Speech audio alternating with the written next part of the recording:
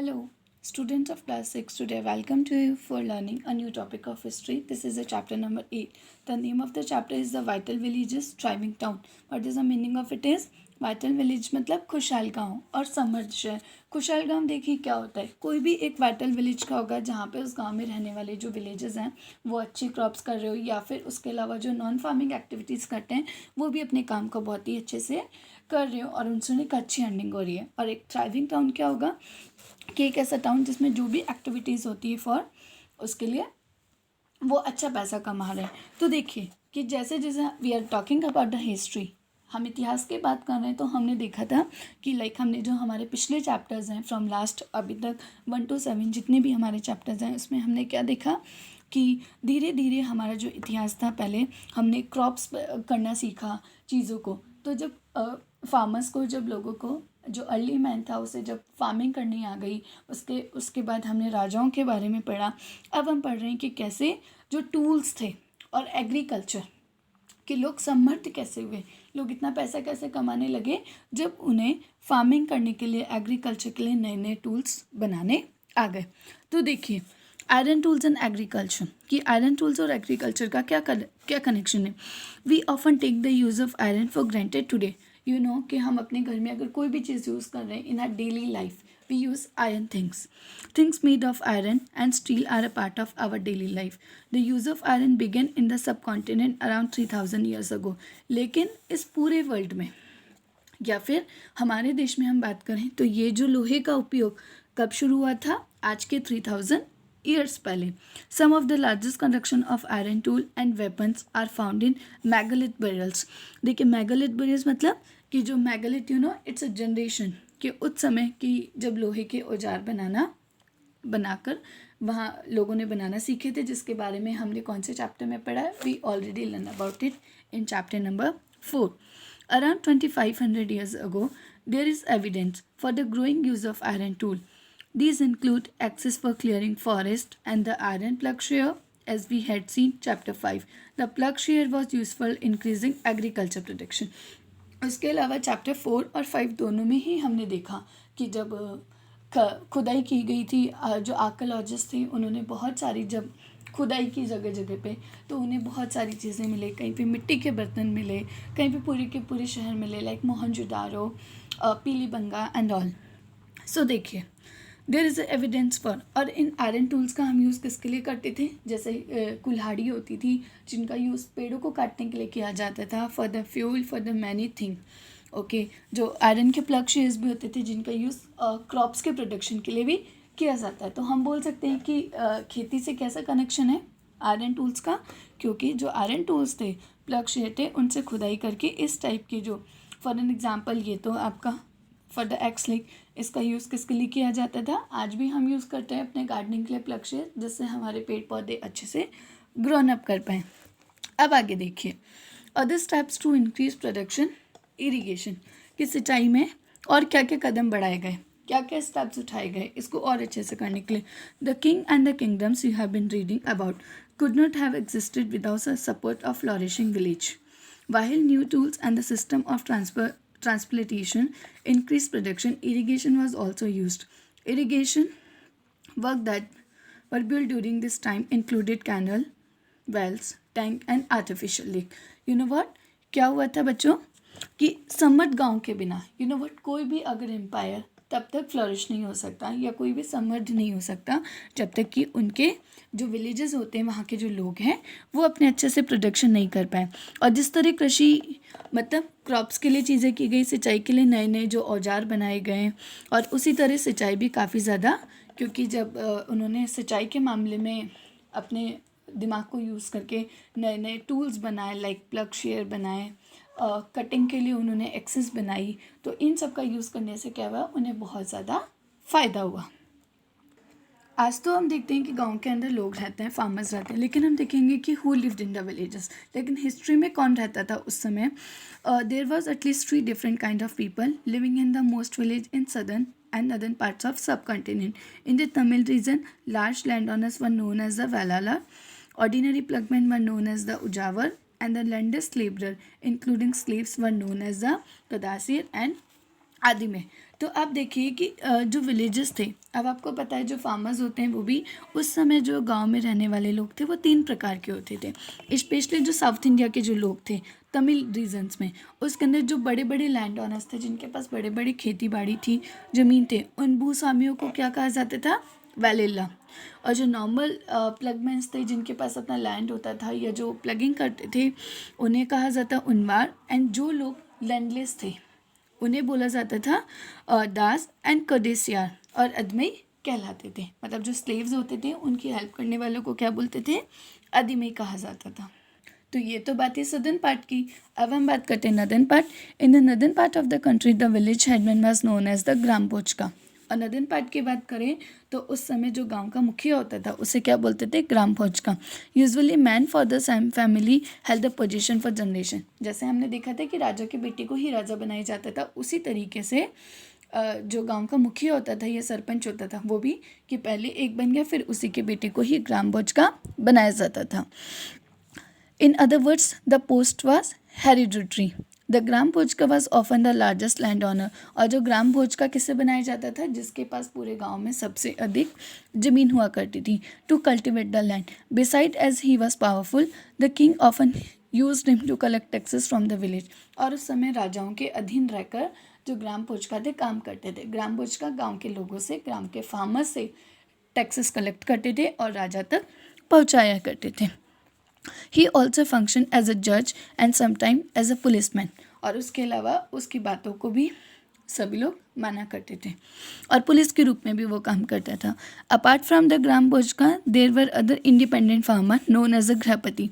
अब ग्राम पोचका जो था गांव का मुखिया, अब उसके अलावा गांव में रहने वाले, ये कहाँ की बात हो रही है? Northern parts. तो वहाँ पे कुछ इंडिपेंडेंट फार्मर जिनके अपने किसान होते थे जिन्हें क्या कहा जाता था? Grihapati. Known as a grihapati, most of whom were small land owner. ऐसे लोग जिनके पास अपने खेत होते थे लेकिन ग्राम भोजका जितने नहीं होते थे। And then there were man and women such as the dasa karmakara who did not own land. और जैसे कि हमने देखा साउथ पार्ट में जो स्लेव्स होते थे या जो दास होते थे उनको क्या कहा था? अदिमई कहा जाता था। लेकिन यहाँ पे क्या बोला जाता है नदर्न पार्ट में? स्लेव्स को या घर में ऐसे लोग जिनके पास अपने खेत नहीं होते थे उन्हें बोला जाता था दास। In most villages there were also craft persons such as a blacksmith, potter, carpenter and weaver. Okay, ठीक है। Now, finding about cities are stories, travelers, sculpture and archaeology. अब देखिए ये क्या है कि आपने you have heard the stories of जातक। आपने सुना होगा जातक कथाएं। ये कैसे स्टोरीज होती थी? जो कैसी थी? जो कॉमन लोग होते थे उनमें प्रचलित थी, जिसमें घर के बड़े बच्चों को सुनाया करते थे। These were story that were probably compose by ordinary people and then written down and preserve by Buddhist monk. कि जो बुद्धिस्ट धर्म के जो लोग थे, जो बौद्ध भिक्षु थे, उन्होंने कुछ कहानियों को लिखा था जिन्हें क्या कहा जाता था? जातक कथाएं। और वो कथाएं आम लोगों में प्रचलित थी और उसमें यह भी बताया गया था कि how to wish twelfth how a poor man gradually became rich. अब now we have the story of the clever poor man, but you all read this story as you all, जिसमें बताया गया है कि किस तरीके की जो जातक कहानियाँ होती थी उसमें किस प्रकार के लेख हुआ करते थे। Now we can use other kinds of evidence to find out about life in some of these early cities. जब हम फाइंड करते हैं तथ्यों से हमें पता चलता है कि कुछ अन्य स्रोतों से भी हमें पता चलता है कि जो टाउन्स होते थे पुराने ज़माने में, some of these early cities sculpture carved scene depicting people lives in towns and villages as well as in the forest. Many of these sculptures were used to decorate railing, pillar and gateways of building that were visited by people. तो बताया गया कि इन कहानियों से पता चलता है कि जो फार्मर्स के अलावा या ब्लैक स्मिथ के अलावा कुछ ऐसे लोग भी होते थे कि जो जैसे जातक कथाओं में क्या था कि अलग अलग जो एक इंस्पिरेशनल स्टोरीज़ होती थी, तो इसी तरीके से जो कुछ लोग ऐसे थे मूर्तिकार, वो अपनी मूर्तियों के माध्यम से या दीवारों पे पेंटिंग्स बनाकर भी हमें नॉर्मल लाइफ के बारे में, एक ऑर्डिनरी लाइफ के बारे में इंस्पिरेशनल देने का काम करते थे। For many of the cities that developed from about 2500 years ago were capitals of the Mahajanapada. मैंने महाजनपदा से आपको बताए थे जो बड़े बड़े जैसे अशोका के टाइम पे जो थे, चाणक्य के टाइम पे जो राजा महाराज होते थे महाजनपद कहते थे। That you learn about in chapter 5 as we had seen some of these cities were surrounded by massive fortification walls. हमने जब हमारे पिछले जो चैप्टर्स हैं 4-5 में हमने देखा है कि जो महाजनपद होते थे, जो बड़ी बड़ी राजधानियाँ होती थी, उसमें लोग अपने किलों की किलेबंदियाँ करवाया करते थे, जिसमें परकोटे बने होते थे। और वो परकोटे में आप देखेंगे कि पूरी फैसिलिटी होती थी। In many cities archaeologist have found rows of pot और ceramic ring arrange one on top of the other, these are known as a ring well. और बहुत सारे जो है, जैसे कि आप ये पिक्चर देखेंगे, आप देखेंगे कि इसमें कुछ रिंग वेल्स हैं। ये रिंग वेल्स कैसे हैं, जिसके अंदर क्या मिल गई है कि आपको एक के ऊपर एक जैसे छप्पर बने होते थे, कि मिट्टी के पोर्ट्स बने होते थे, जिन्होंने खुदाई की तो उनको वो उस समय मिले आर्कियोलॉजिस्ट को। This seems to be have been used as a toilet in these cases as drain as a garbage dump. These ring wells are usually found in individual houses. और ये जो रिंग वेल्स बनाए जाते थे, किसके लिए बनाए जाते थे, कि लोग उसमें उसे एज अ ड्रेनेज गार्बेज फेंकने का भी काम करते थे। We have hardly any remains of palaces, market or home of ordinary people. Perhaps some are yet to be discovered by archaeologists, other made of wood, mud brick and thatched may not have been survived. और जो महलों बाजारों या अगर हम लोग बात करते हैं हिस्ट्री की, तो जो आर्कियोलॉजिस्ट ने जो फाइंड किए एविडेंस, उसमें हमें बड़े बड़े जो महल थे वो हमें बहुत कम मिल पाए, क्योंकि जो महल थे, बाजार या आम घरों के जो अवशेष हैं, एविडेंस, वो बहुत कम मिले। क्योंकि उस समय जो घर हुआ करते थे मोस्टली वो किसके बने होते थे, लकड़ी के, मिट्टी या कच्ची ईंटों के, जो कि बहुत अधिक समय तक टिके नहीं रह पा सकते या टिके नहीं रह पाए थे। Okay, another way of finding out about early cities in from the account of sailors and travelers who visited them. One of the most detailed account that has been found was known by Greg Seller. He described all the ports he visited. So देखिए, इसके अलावा हम जब history में पढ़ते तो हमने देखा है कि प्राचीन शहरों के बारे में हमें किससे पता चला, मोस्टली हमें जो जानकारी है किससे मिली है, नाविकों से। सेलर्स कौन होते थे, जो जहाज़ों पे बैठकर एक जगह से दूसरी जगह पे जाके ट्रिप करते थे। और देखो, सबसे ज़्यादा जो हमें एविडेंस मिले वो किससे मिले, Greek sailor. So now after the cities and we have learn about the coins. तो देखिए कि जब हिस्ट्री के अंदर जब आर्कियोलॉजिस्ट ने जब माइनिंग की खुदाई की, तो उन्हें खुदाई में घरों के अवशेषों के अलावा उन्हें सिक्के भी मिले, coins. You have notice how wealth is measured in terms of coin in the story on page number 82. Archaeologist have find several thousand of coin belonging to this period. जब आर्कियोलॉजिस्ट ने खुदाई की, माइनिंग की, तो उन्हें क्या मिले, हज़ारों के संख्या में सिक्के मिले, जिन पे कुछ ना कुछ लिखा था, पंच थे वो। The earliest coin which were use for about 500 years for punch marked coin such as one of the shown below. कि ये जो सिक्के हुआ करते थे, ये किसके होते थे, चांदी या तांबे के सिक्के होते थे, जिन पे कुछ ना कुछ images created which is shown like this. Now cities with many functions. उसके अलावा अब हम देखेंगे कि उस समय के शहरों में किस टाइप की फंक्शनिंग होती थी। Very often a single town was important for a variety of reason. Look it's a example of Mathura. जैसा हमने पेज नंबर 105 में आप पढ़ेंगे आगे कि मथुरा जो थी हमारे इंडिया का कैसे एक इम्पॉर्टेंट टाउन था। क्योंकि मैं आपको बताती हूँ, whenever we read about on those page, but now I tell you कि मथुरा जो थी उस समय वहाँ के जो राजा थे वो बहुत ही फ्लॉरिश थे और उनके पास बहुत पैसा था, और उस समय का जो शहर था, और वहाँ पे बहुत अच्छे अच्छे लोग काम करते थे, लाइक क्राफ्ट पर्सनस भी बहुत हुआ करते थे। Mathura has been an important settlement for more than 2500 years। तो हम बात करते हैं कि जो मथुरा जो है हमारे देश के बहुत पुराने शहरों में से एक है। It was important because it was located at the cross road of 2 major routes of travel and trade. कि मथुरा को क्यों इम्पॉर्टेंट माना गया, क्योंकि जो मथुरा जो है एक ऐसी जगह पे था जिसने north part and south part दोनों को कनेक्ट किया, फॉर द ट्रैवल के लिए भी, रास्ते की कनेक्टिविटी के लिए भी, और व्यापार के लिए भी। तो हम कह सकते हैं कि उस समय मथुरा जो थी एक बहुत ही बड़ा शहर था, जिसमें बहुत ही अच्छे व्यापार संपन्न होते थे, किए जाते थे। There was fortification around the city. और उसके अलावा जो वहाँ का जो शहर था उसके चारों ओर किलेबंदी थी, बड़े बड़े किले, ताकि एनिमीज वहाँ पे एंटर नहीं हो पाए। एंड सेवरल श्रिंस क्या होते हैं बच्चों, मंदिर। वहाँ पे बहुत सारे मंदिर भी पाए गए। Farmers and herders from adjoining area provided food for people in the city. और जो फार्मर्स थे और जो पशुपालक थे वो वहाँ पे रहने वाले लोगों के लिए फूड की फैसिलिटी करते थे। Mathura was also a centre where some extremely fine sculpture was produce. और उसके अलावा क्राफ्ट पर्सन के लिए भी मथुरा एक बहुत इंपॉर्टेंट सिटी है। Around 2000 years ago, Mathura became the second capital of the Kushans, about whom you will reading in chapter 9.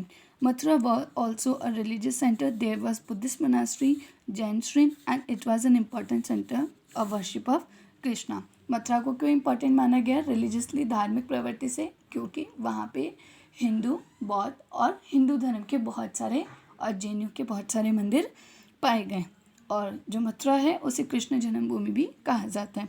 Several inscription on services such as stone, slip और statue have been found in Mathura.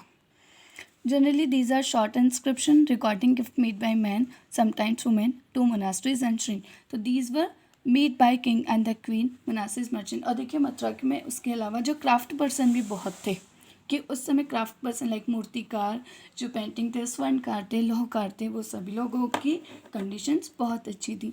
We also have a archaeological evidence for craft. This include extremely fine pottery known as a northern black polished.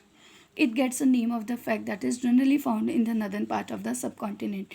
Remember that the archaeological evidence for many crafts may not have survived. We know from textile manufacture of cloth was very important. There were famous centers such as the Varanasi in the north and Madurai in the south. Both men and women worked in these centers. तो देखिए कि हमारे देश में जो सबसे ज़्यादा craft person थे वो मदुरै और वाराणसी में पाए गए. Many craft persons and merchants now formed association known as the Shrenis.